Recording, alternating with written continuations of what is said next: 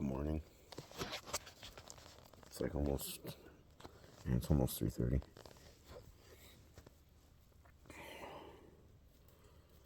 So I decided to come outside and sit for a bit. Was able to get some rest finally after. It was quite the interesting day yesterday. Between no sleep, just mostly everywhere because it was just, yeah. We'll talk about that part in a moment. But we get down to the U-Haul place, the storage place where everything was going to get dropped off at. And we got there, like 5-10 minutes early.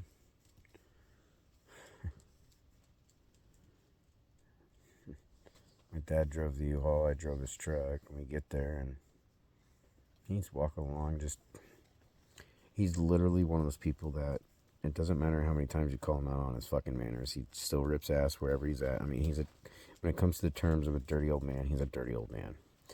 He's a nice guy, and, he doesn't have problems getting along with people. He's a pretty good guy, just has absolutely zero fucking manners.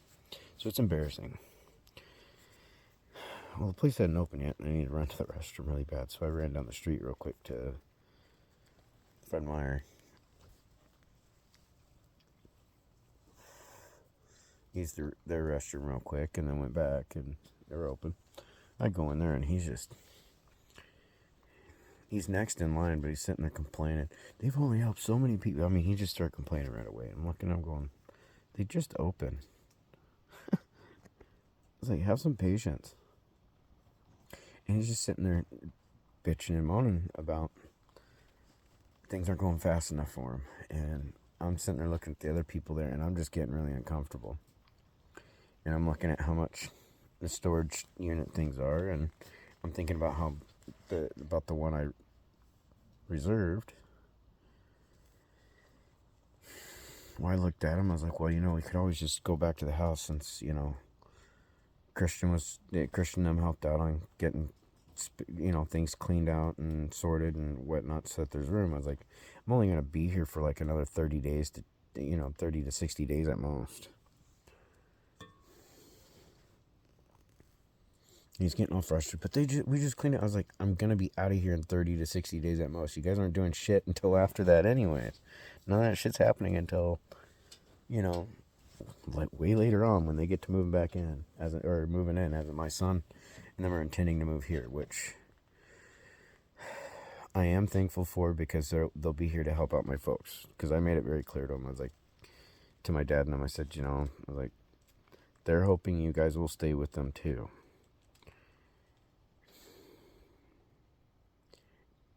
Which makes it easier on the aspect that when I go to move, I don't have to worry about the process of them moving out with too. I love my parents, but I shouldn't say but. There's been a lot of toxic shit that's gone on throughout my life with my family, which includes my parents, friends, all kinds of shit, a lot of abuse, everything. And it's like, I need to get away so I can not just refine the parts of myself that I miss, those parts of my personality that I used to be really happy, easy to get along with, always laughing, usually always having a good time type person, even though the shit I was dealing with at home, regardless of it. Sorry. And just the accumulation of abuse from being a toddler to present day, it finally, it's like, there's only so many tools in the toolbox you got for so many jobs before you end up with that one that you just don't have any tools for and you don't really know how to deal with it.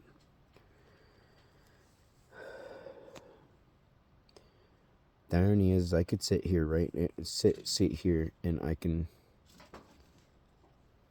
can almost go in a timeline. I have trouble where I jump back and forth too. I can almost easily go into a timeline from all the bullshit that has gone on in every moment that basically took me off that path that I should have been on, like so many other people.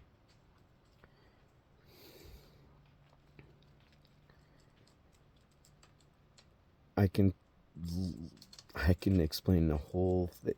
Yeah, there's just a lot of stuff. If I went through the whole thing, through the whole timeline of everything, I can almost point out every moment that pulled me away before I was to end up in a worse position than I was or am. Anyways, get back to the U-Haul thing. I don't know where I was going with that. But he was just complaining on it, and I said, well, why don't we just take it back to the house, unload it there. He's getting angry about it. I'm sitting there thinking to myself, going, if I have to listen to you complaining and bitching and embarrassing the shit out of me in a public space all the time, like this, and it's on a regular. So I don't like going in public spaces with either of my folks, because I don't know how many years as a kid growing up I'd be with my mom and my dad, and they'd be arguing in the store. I still remember my mom smacking me in the store and getting a bloody nose right there in the cold food sections, like by the meat, like meat and dairy, that type of stuff. I remember that as a kid. She popped me good and just blood everywhere. And she's sitting there, oh God. And the only reason why she cared is because all these people turned and looked. She wouldn't have given a shit otherwise. She would have she more than likely would have just handed me a fucking few paper towels and been like, deal with it type thing.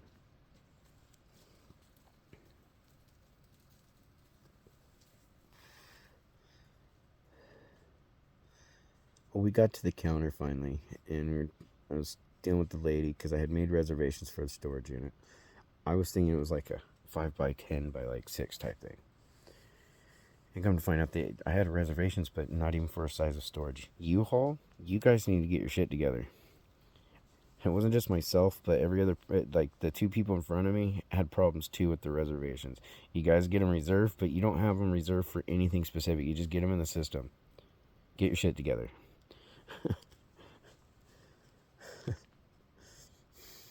Well, the lady was really nice. So when it comes to U-Haul, it's their website stuff and how they do the reservations online. But the people at the actual location were pretty cool. And the lady was really nice. And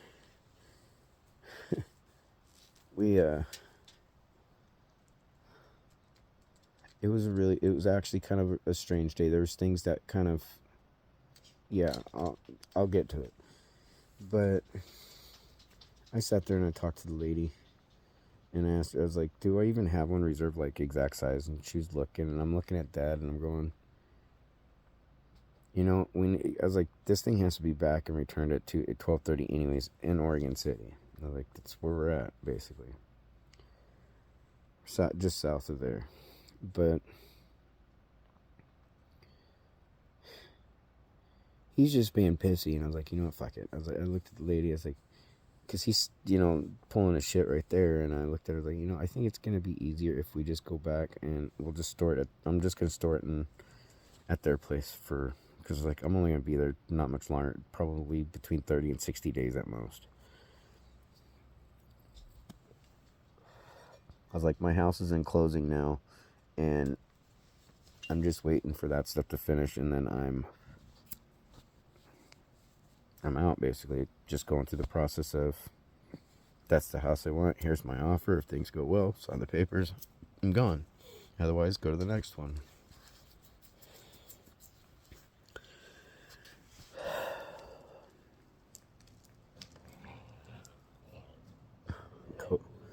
Coda, it's too early. But, and I've already been dealing with so much, like my video yesterday morning, just in the middle of a meltdown, I was just like, this is just too much. I just can't deal with this shit, and all I could keep telling myself is this isn't going to be going on much longer. It's like, this isn't going to go on forever. I was like, I'll be able to move soon. I can go on my own. That's all I kept telling myself. I was like, it's going to be okay. And I think one of the hardest things to do, even as somebody that does have faith, and I don't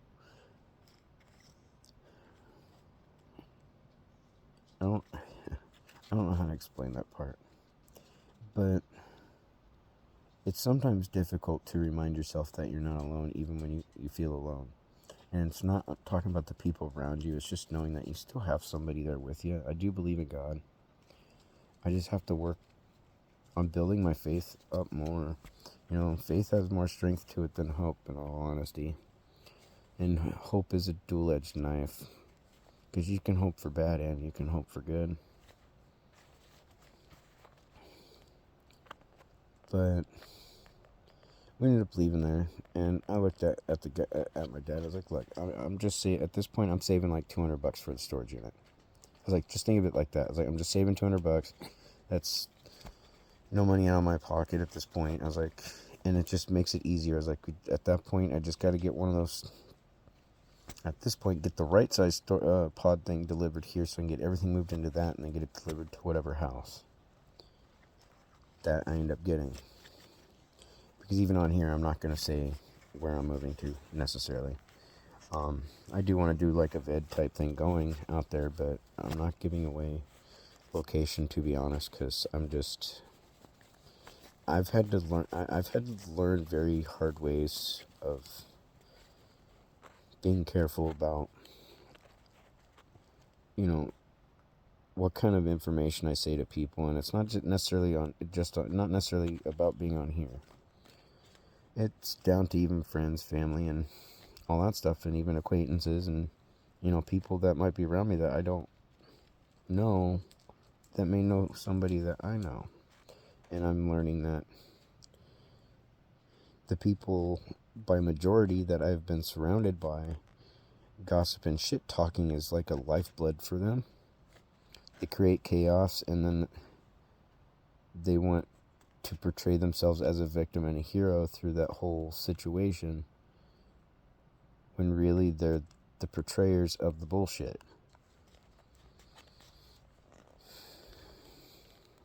Anyways, we got the U-Haul back here. Unloaded it. It took like a couple hours.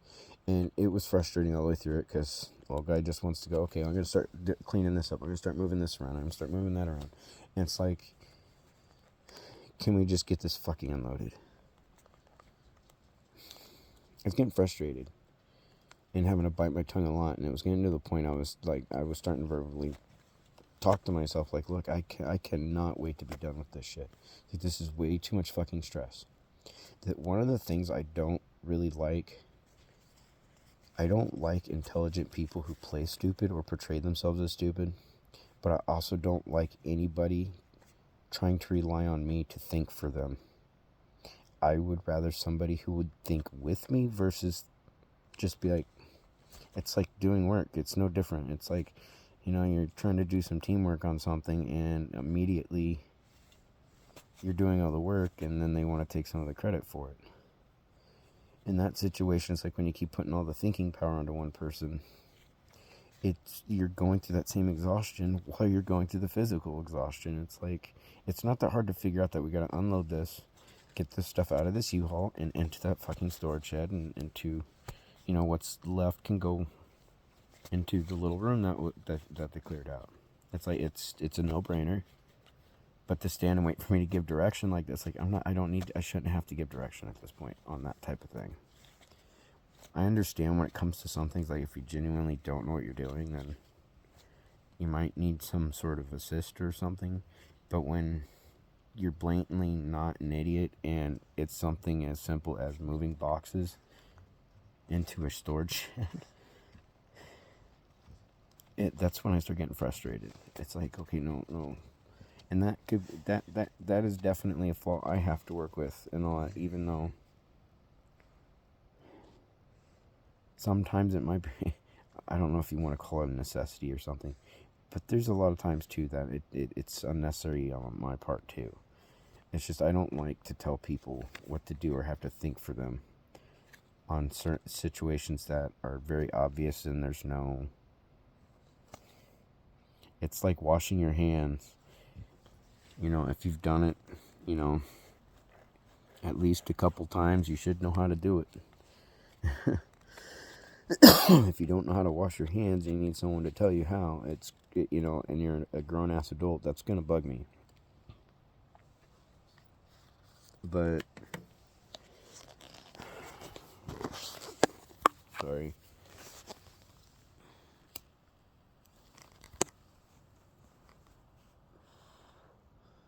No, after everything got done, we went dropped off the U-Haul real quick.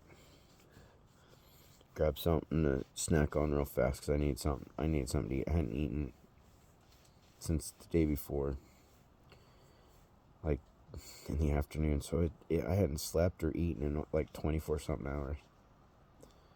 And at that point, and once everything was done, no longer than that, because it was like a little after noon 30 that I was able to actually get something, actually put something in my stomach.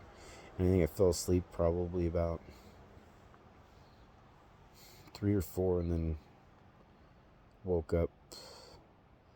Yeah, I woke up around like 10, but still just kind of mentally just drained. A little more collected. Something I want to kind of, with all this, I kind of want to explain. Because I know some people, they see where in some days I seem like I'm doing great, and then other days, you know, like yesterday morning, it's just like a mess. Those are still the residual effects of what happens when you're dealing with certain types of abuses. And when you've dealt with them for a long time, and the various types of it, each time it happens, it re-triggers everything. It kind of sets you back. And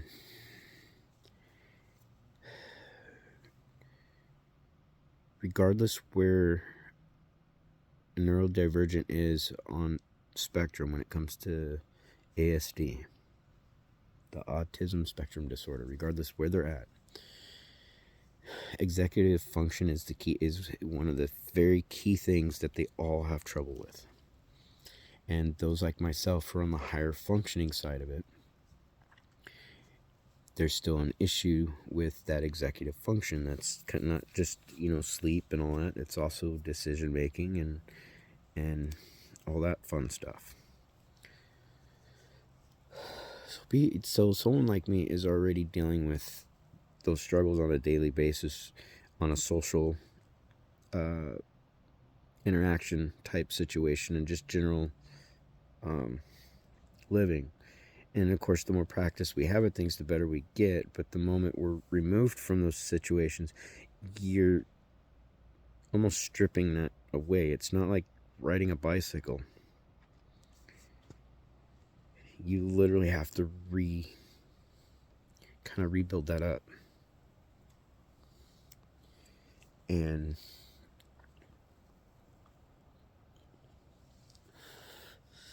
when you look up the effects of, or the symptoms for somebody who's dealt with narcissistic abuse, you'll find that it also affects the cognitive, or the, I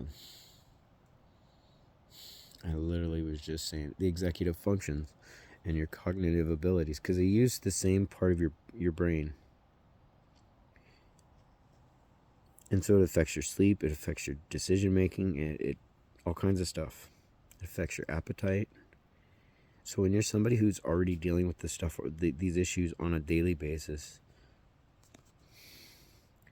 because of something that you're born with, that's caused by a combination of genetics and basically the environment, all the shit that I've had to deal with throughout my life. That kind of helps, I guess, push it over a little bit, but it's not your entire life. It's when you're born. It's a genetic and kind of a combination of genetic and environment. But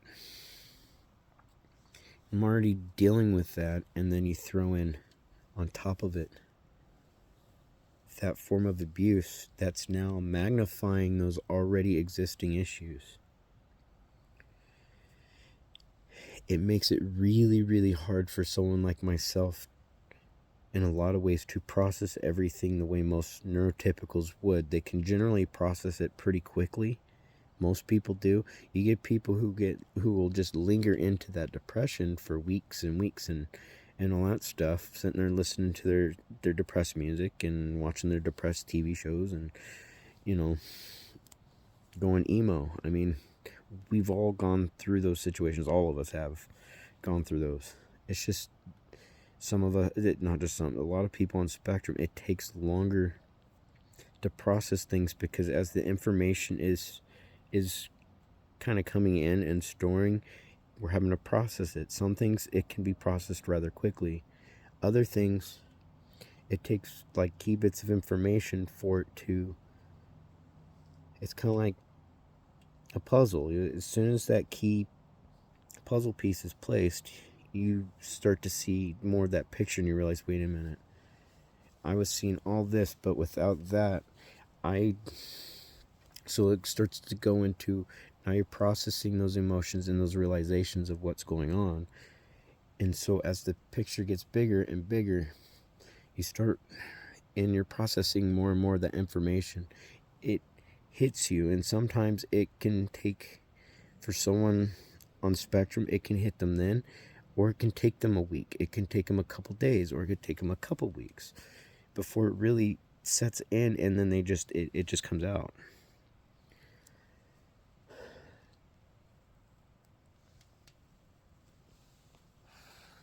Being with somebody that I've known since I was 14 years old, they already knew a lot of my personality flaws. We grew up together. She already knew how to manipulate that. And so it made it really easy for her to control.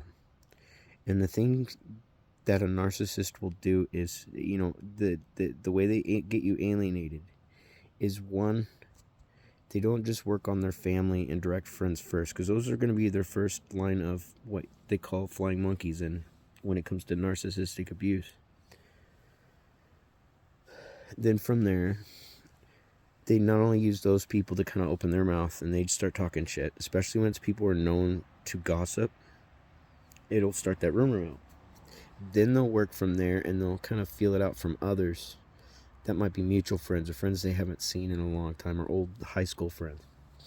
And once they see that, then they've just created more flying monkeys, especially if they got it to where they're posting this stuff and you have no idea really what's going on. So you don't have an ability to speak up or defend yourself or be like, wait a minute, no, this is bullshit.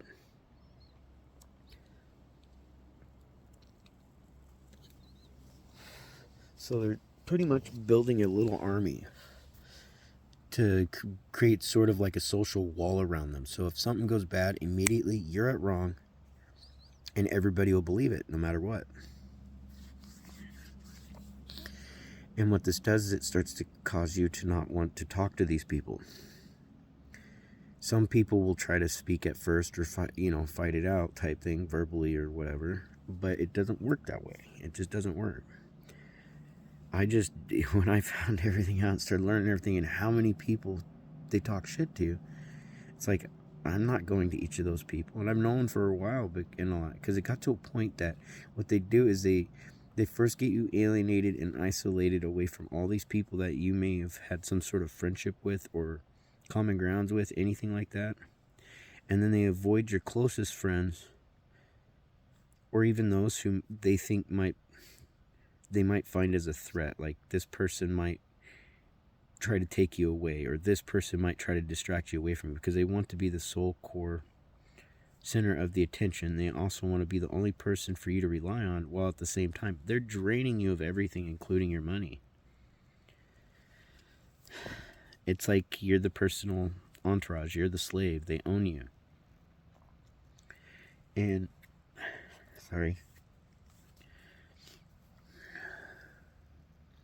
so when it gets to a certain point where they got you broke down enough mentally, emotionally, drained every which way, physically breaking down and being drained, you're financially being drained, and you don't have much more in you, you get to a point that the friends out there that that you could talk to, you start to refrain from, because you're feeling shame in yourself. You're feeling a lot of guilt because you're going, I should be doing better than this, and I don't want to bring my bullshit to them. I don't want to, and then there's friends out there that you have that you're going, I want to talk to them again, but I don't want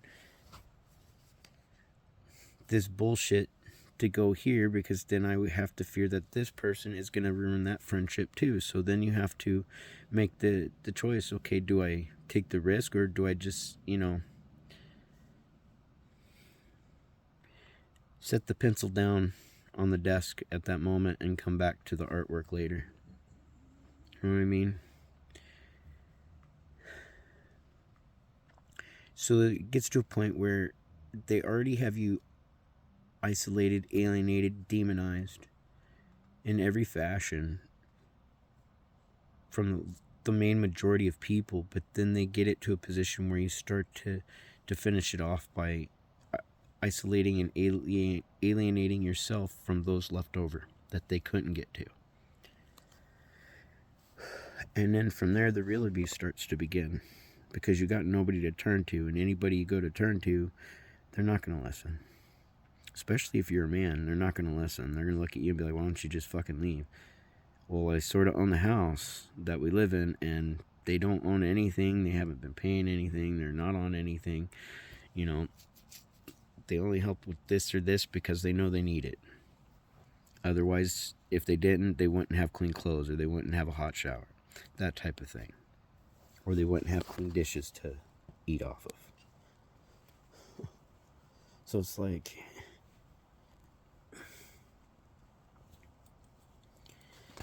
they break you down very much socially and mentally, and then they start to break you down financially, psychologically, and even spiritually. They just keep breaking you down. And for me, that's, I can go to the exact moment. I know the exact moment when I something hit me. I mean, it was just straight in the chest that caused me to start to really rekindle my faith. To the point I don't listen to the radio really at all anymore. I have very select bands I'll listen to from mainstream, modern bands and stuff like that, and classic rock. I'll have some I'll listen to, but I don't do it all the time anymore. I mean, I found myself listening more to Air One radio and stuff like that. When it comes to TV, I got to point I stopped watching mainstream TV a long time ago. In all honesty, I stopped watching cable TV and all that. I just started watching pretty much like Pluto TV, YouTube. There was Netflix for a bit there, but then I couldn't go 10 minutes without getting an anxiety attack just trying to find something to watch on Netflix. So I don't watch Netflix. Excuse me. Besides, I got to a point if I couldn't find it, and I use 2 different apps, for movies, for new movies that I'll go to watch if I want to. Otherwise, I got my collection of movies. Or I just watch whatever's on YouTube or Pluto TV. I guess you could say to a level, I'm frugal and very humble about a lot of things. I do like to keep things simple, yeah. I looked at my movie collection and I was like, okay, yeah, I have a little bit of addiction. I need to, I haven't been really buying any movies since being here. I think I added like 4 new movies over the last 2 months. But with all the shit that's gone on and how I was broke down, the fact that before I got my actual diagnosis, I had already been going through years of years of off and on counseling and therapy, for a year here and there, 2 years here and there. Growing up originally from the age of 9 till I was in around 10th grade, I was going to counseling every week. And so that person knew I had a lot of shit I had to battle throughout my entire fucking life. And a lot of it would get re-triggered either because of the abuse I was dealing from my family, or shit I was dealing with from school, or shit I was dealing with from friends, or shit I was dealing with at work. I was able to avoid a lot of the kind of school bullying back in high school, mainly by making by skipping school. I go to classes I really enjoyed, which was most of my classes of all things. But I would try to avoid any classes that was around students I wasn't comfortable around, or the classes were too big. So I ended up skipping school. I didn't have a problem really. I didn't really have a problem necessarily learning. It was the social aspect and all the people. And trying not to chain smoke.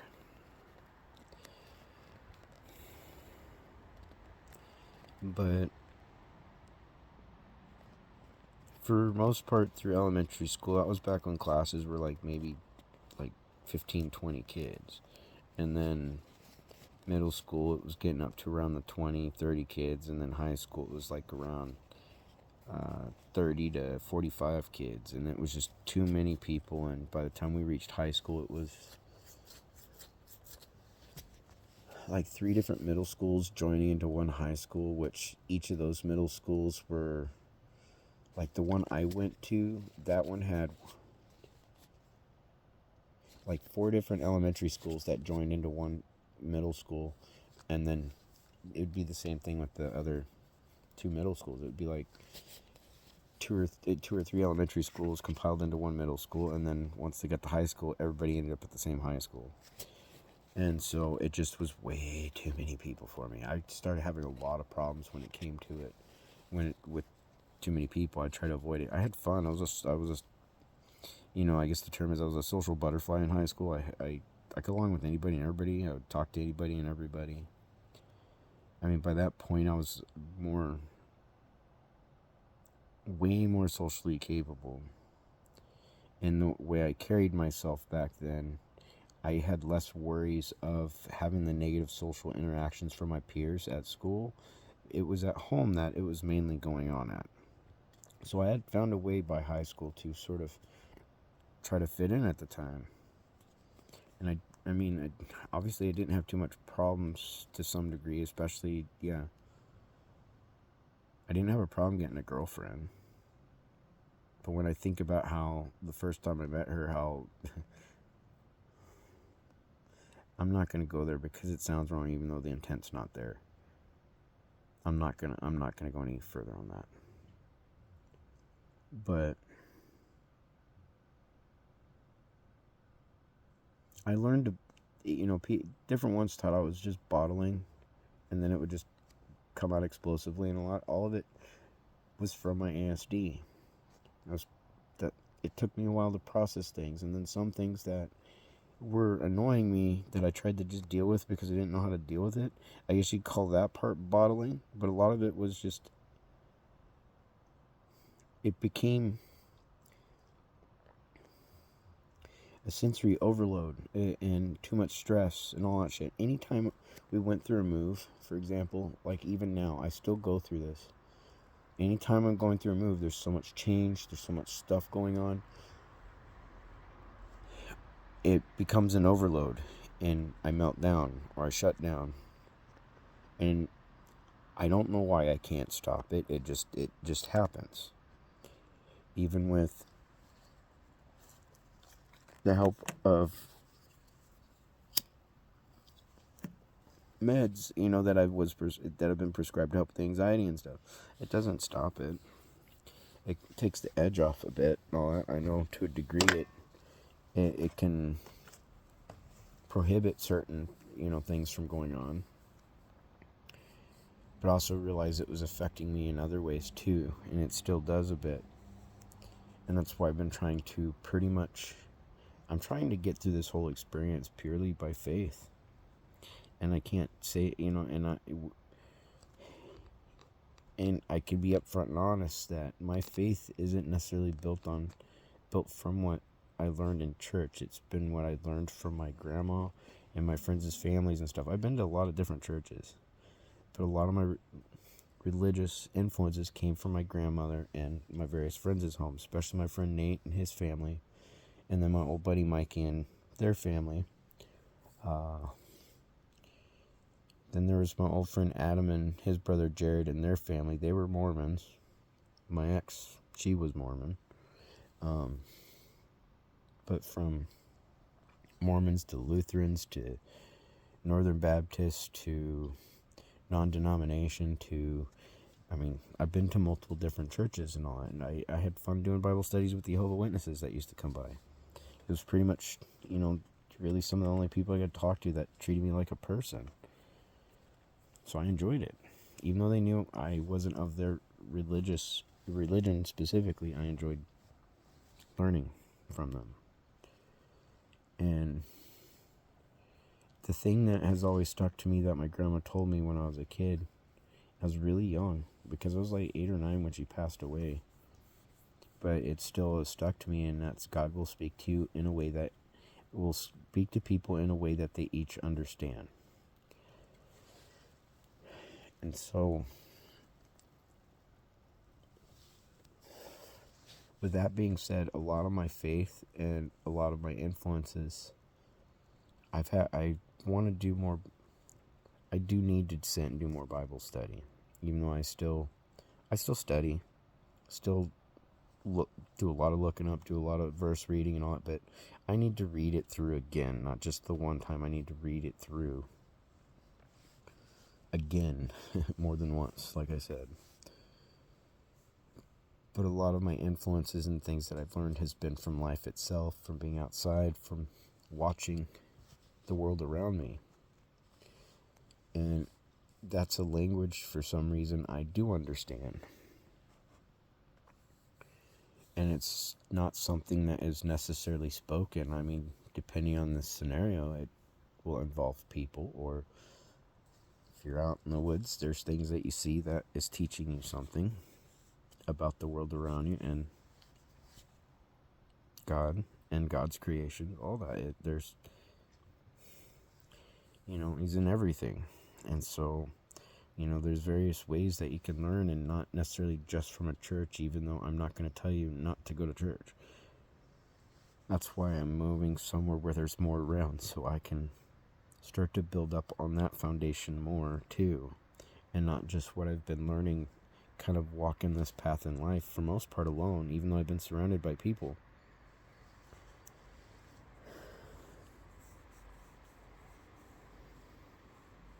I learned from experience, from watching other people's experiences, and from just, like I said, from just watching the world around me. From immediately around me to just watching what's going on in other people's worlds, and like on YouTube. I like watching Peter Santinelli's channel. Santinelli? Yeah. That guy's pretty awesome. He does a lot of cool stuff traveling around.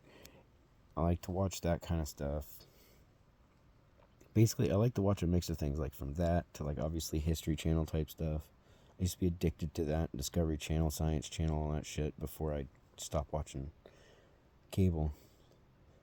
But then I'll watch all that kind of stuff to watching the Dip Your Car channel and just watch them mix paint. I like to feed my brain.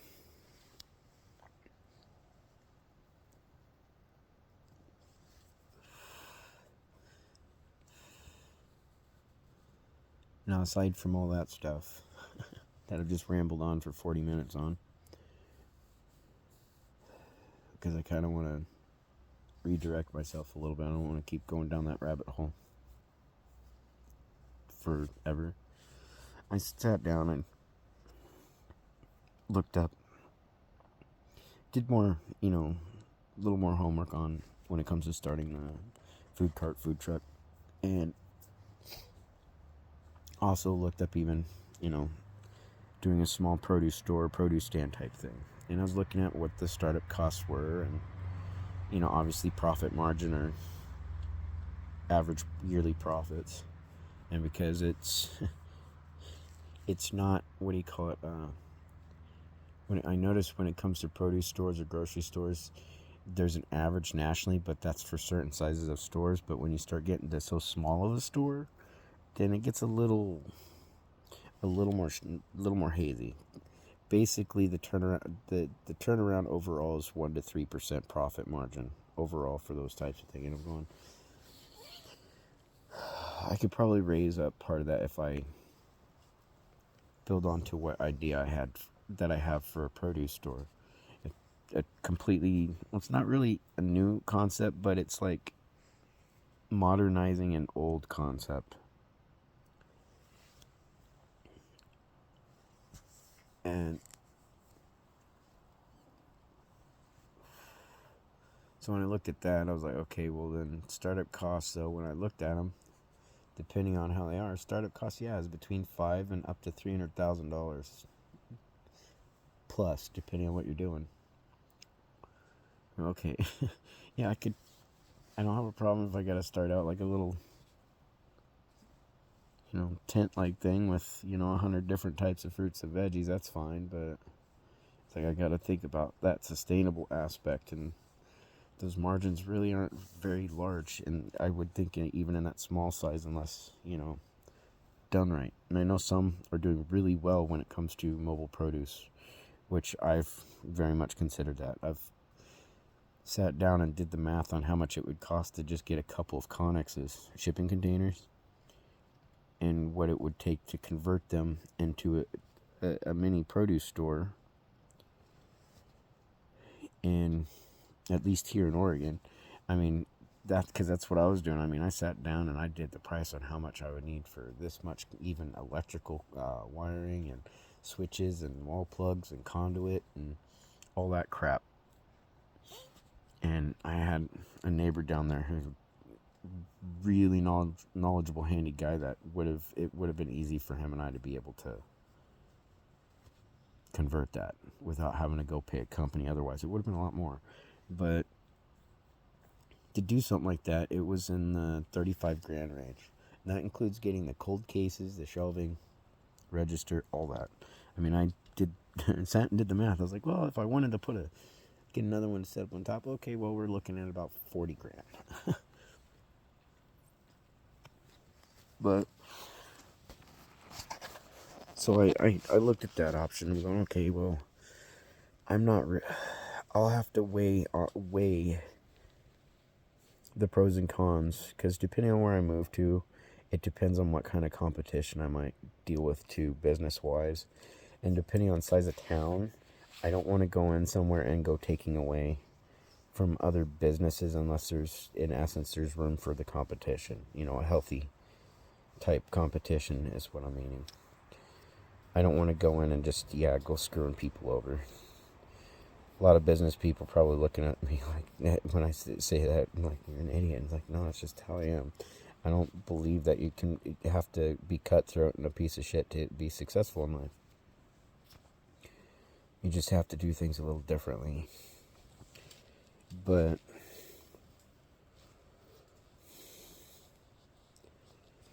then I also looked at the cost of starting a food truck, which I had already been looking up some of that and what I want to do with that. I already got a menu together and was looking at that, and average startup is between 25 and 100,000. That's the average. And then profit wise is between 250k to 500k a year is the average profit per year for those types of businesses. But you also have to take in consideration, it's location. Location is one of the the big key thing for it. And if you end up in a small town where there's not a whole lot of alternatives for, say, restaurants or places to eat, I would say you're gonna do fairly well, especially if there's a decent capacity of people. If you're in an area where there's just only a few hundred people, then if there's only, let's say there's just a diner or cafe, there might be room for something like that there, but you don't want to be going in there. If there's already 2 or 3, you're already going to start taking away business even from yourself at that point, and it's just you'd have to hope that the population grows fast enough. So I look at all those different aspects of this, and so I'm still leaning towards the food truck, but I'm feeling like what I need to do is I need to kind of shelve the idea for the moment. It doesn't mean I'm not going to go through with it. I need to wait until I get my home Like, get my home, get all that dealt with, get my move done. And, I mean, I'm already putting an allotted amount of money to the side that it will be locked away basically in the bank to go towards starting a business.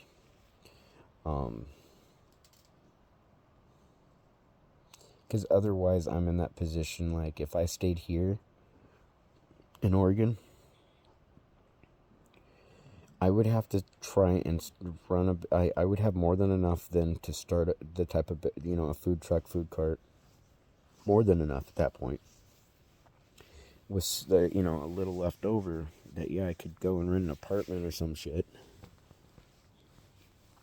But I don't want to get locked into that kind of position where I'm just starting a business and I'm stuck paying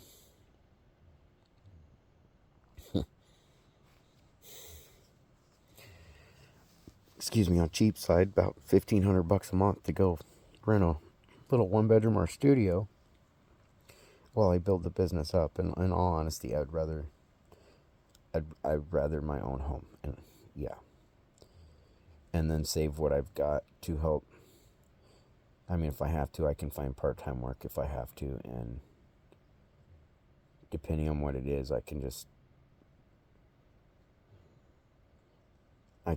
go for, depending on what it is, I can easily go full-time to be able to save money to add to that, so that way there's enough build-up that I can get things started outright, unless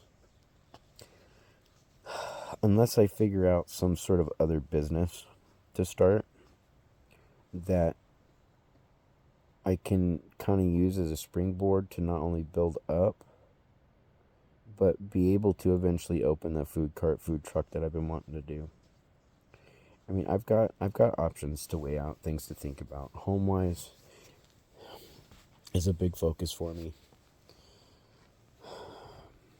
There's other personal things, even outside of just my personal health, that I've been kind of focusing on. I just don't know how. I'm afraid of people, for most part. So getting out and meeting somebody,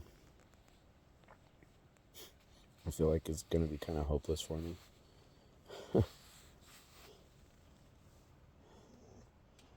Yeah, I don't want to be alone the rest of my life. I've been alone for too long. And I'm hoping to meet somebody soon at some point. It's just, until then, I just got to keep, my focus on the new home and continue the planning and doing the homework and keep my options open on business-wise, on what I might be able to start now and utilize to work towards starting the other later, or what have you. I did sit down and kind of wrote out, a list of things that, I do typically find myself enjoying doing all the time. And, they say it's not a job if you love what you're doing. So I've been looking at, the things I like to do hobby-wise. Yeah, I like to cook. I've been wanting to do that for a business. But I enjoy my photography. I do kind of enjoy doing the vids and stuff, like for my Lost in Thought Today channel. I like doing those more than this, but I have to be in the right mind frame to be able to keep that going. And I don't really like to post a lot of this personal type shit on there. I try to keep myself, at least portraying myself in a positive, good manner on that channel the best I can.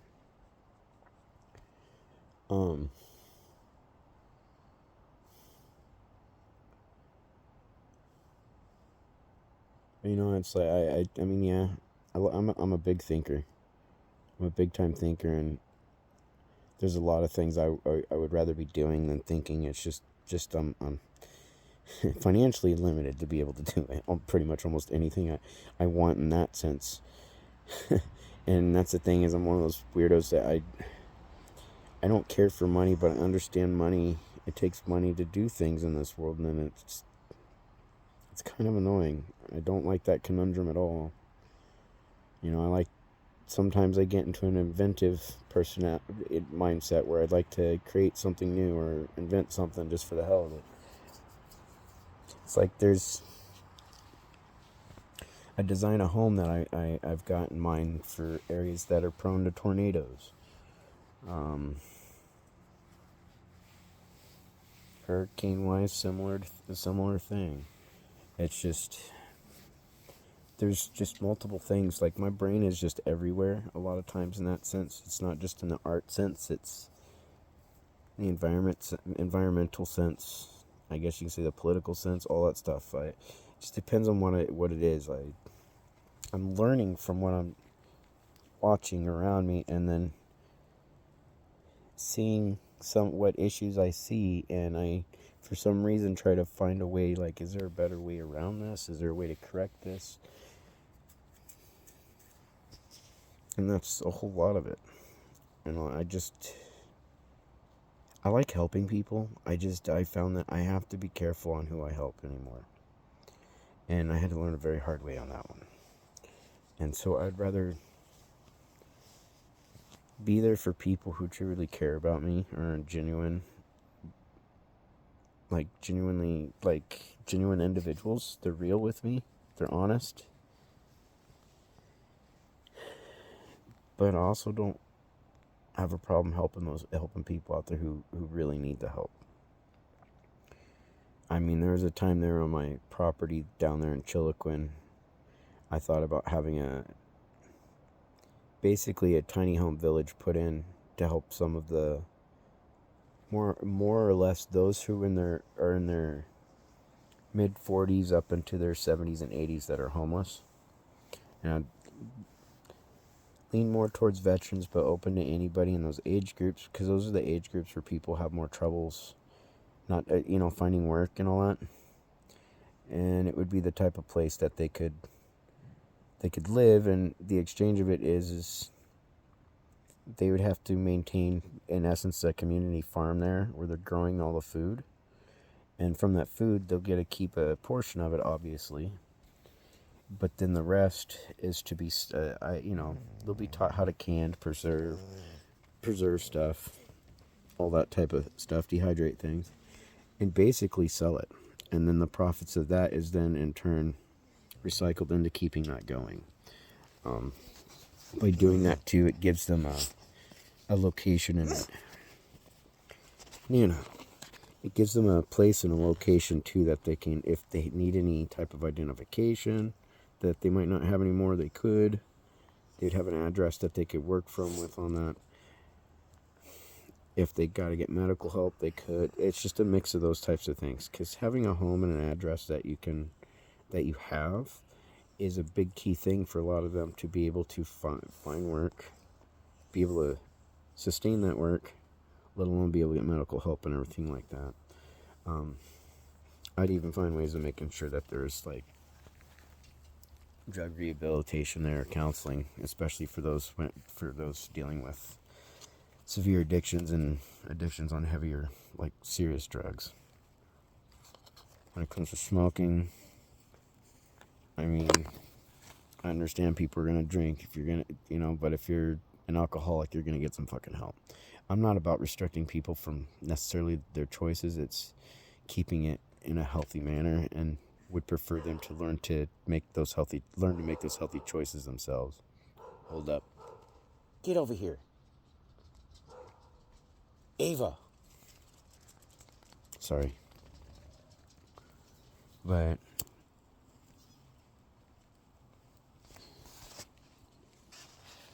also wouldn't mind turning it more or less like an off-grid type community. So it would be like a model type community of that type, but also utilized to help some of the elderly homeless community.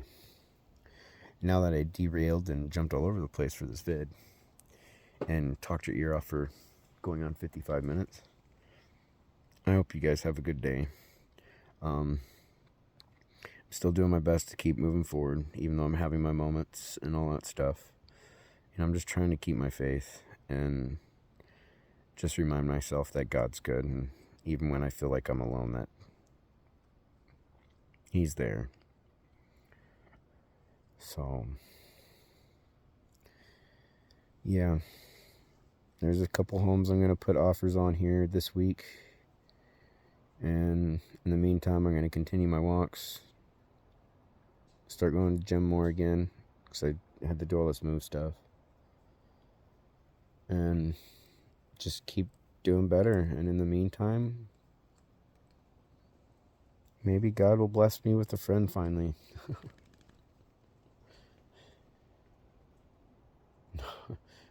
It sounds funny that I'm saying that, but yeah, it's been pretty lonely, and I'd just like to be able to find somebody that I can like trust and not have to worry about, and be able to go out and hang out with and go do things with. Otherwise, my oldest friend, really, in order to do anything with that guy, I have to go there, and that entails pretty much sitting around drinking, smoking, and just watching TV. And it's like I can do that at home. I just don't, I'm not about locking myself away. I've been locked away for too long just for trying to do my best in a relationship. So I'm going to reserve that energy when it comes to giving myself to someone like that, to somebody who deserves it and actually wants me around. So yeah, again, have a good morning. Thanks for watching. Thanks for listening to this long ass ramble, and I hope you guys have a good day. Late.